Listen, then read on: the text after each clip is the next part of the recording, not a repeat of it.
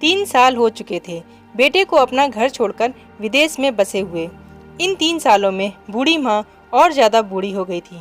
75 वर्ष की उम्र में शांति देवी की याददाश्त काफ़ी कमज़ोर होती जा रही थी। उन्हें रोज़मर्रा की चीज़ें याद न रहती, लेकिन जो उन्हें हमेशा याद रहता वह था उनका बेटा। दिन हो या रात, एक पल भी ऐसा न होता जब उन्हें अपने बेटे की याद न आती। दूसरी तरफ बेटा था जो साल भर में एक आधा बार अपने माँ को फ़ोन कर लिया करता और 1-2 मिनट से ज़्यादा बातें भी न किया करता। फिर भी यह बूढ़ी माँ टकटकी लगाए अपने बेटे का इंतज़ार करती रहती। एक दिन बेटे का विदेश से फ़ोन आया। हेलो हेलो, सुन रही हो ना माँ?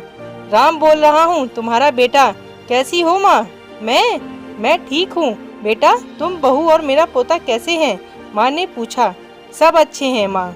मैं अगले हफ्ते गांव आ रहा हूँ माँ, तुम्हें लेने। अब हम सब साथ में ही लंदन में रहेंगे माँ। तुम्हारी बहू कह रही थी माँ को यहाँ पर लेकर आओ, बेचारी अकेली वहाँ परेशान होती होगी। बेटे ने कहा। माँ की बूढ़ी सूखी आंखें आंसुओं से भीग गईं। उसके कमजोर शरीर के नस नस में खुशी की लहर दौड़ गई। बेटे और बहू का अपने प्रति प्रेम देखकर माँ का मन खुशी से भर आया। बेटे ने आगे कहा। माँ, तैयार रहना माँ, मुझे ज़्यादा दिन छुट्टी नहीं है। जिस से जितने पैसे लेने हैं लेकर रखना।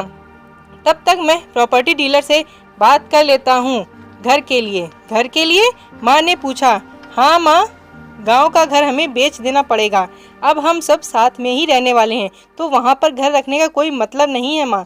बेटे ने कहा। बुढ़ापे की वजह से ठीक से चलने में अक्षम माँ ने पूरे मोहल्ले में घूम घूम कर अपनी इस खुशी को सबको सुनाया। सभी को खुशी हुई। सबको लगा माँ जी के आखिरी दिन अपने परिवार के साथ खुशी से बीत जाएंगे। घर वापस आकर माँ ने अपने घर के कोने कोने को ऐसे देखा जैसे वो अपने दूसरे बेटे को देख रही हो। देखे भी क्यों ना, उस घर को अपने बेटे से कम थोड़ी समझा था। अपने पति के साथ 40 साल यहीं तो बिताए थे, लेकिन अब मजबूर थी। बुढ़ापे के आखिरी साल बेटे और बहू के साथ बिताना चाहती थी। दिल पर पत्थर रखकर घर बेचने के लिए माँ तैयार हो गई। आनन फानन में बेटे ने घर को आधे दामों पर बेच दिया। माँ ने ज़्यादा नहीं, लेकिन जिन चीज़ों को दिल लगा था उन चीज़ों को समेटा और बेटे के साथ टैक्सी में बैठकर एयरपोर्ट के लिए चली गई। एयरपोर्ट पर आकर बेटे ने माँ से कहा। माँ, तुम यहाँ बेंच पर बैठो, मैं सामान और बोर्डिंग पास की जांच कराकर आता हूँ। वहाँ वक्त लगता है और खड़े रहना पड़ता है, तुम्हें तकलीफ होगी, तुम यहीं आराम करो। मैं यूँ गया और यूँ आया। माँ बेंच पर बैठ गई और बेटा अंदर चला गया। काफ़ी समय हो गया, बेटा वापस नहीं लौटा। माँ सोचने लगी ज़्यादा भीड़ होगी इसलिए देर लग रही है। अंधेरा होने को आया। अब तो लोगों की चहलकदमी भी कम होने लगी। माँ को अब चिंता होने लगी। एक कर्मचारी ने आकर पूछा। किससे मिलना है माँ जी आपको? यहाँ पर क्यों बैठी हैं? डरती हुई आवाज़ में शांति देवी बोली।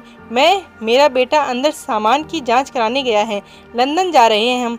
क्या नाम है माँ जी आपके बेटे का? कर्मचारी ने पूछा। राम नाम है मेरे बेटे का, शांति देवी ने बताया। कर्मचारी अंदर गया और थोड़ी देर बाद बाहर लौटा।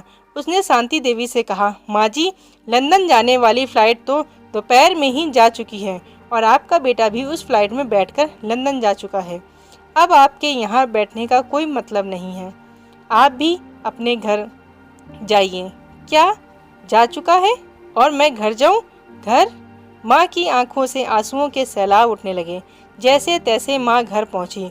जो अब उसका था ही नहीं, बिक चुका था वो वहीं बरामदे में तुलसी के पास सो गई। घर के नए मालिक को उस पर दया आई तो एक कमरा किराए से उसको दे दिया। पेंशन के पैसों से खाना और किराए का बंदोबस्त हो जाता था। दिन बीतने लगे। कुछ दिनों बाद घर के नए मालिक ने शांति देवी से कहा। माँ जी, आप अपने रिश्तेदारों के यहाँ पर जाकर क्यों नहीं रहती? इस उम्र में आपके लिए वही अच्छा होगा। अच्छा तो होगा, लेकिन अगर मेरा बेटा वापस आया तो उसका ख्याल कौन रखेगा? मेरा बेटा बहुत भोला है, उसे अपना ख्याल रखना बिल्कुल नहीं आता।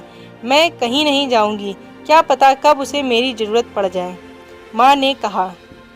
दोस्तों, सच बता रही हूँ। माँ की ऐसी बातें सुनकर मेरी आंखों में आंसू आ गए। किसी ने सच ही कहा है, पूत कपूत हो सकता है, लेकिन माता कभी कुमाता नहीं होती। दोस्तों, आप सभी से हाथ जोड़कर विनती करती हूँ कि अपने माता पिता की जितनी हो सके सेवा करनी चाहिए। उनके साथ कभी बुरा बर्ताव मत करना। आपको कहानी कैसी लगी मुझे कमेंट करके ज़रूर बताएं। राधे राधे।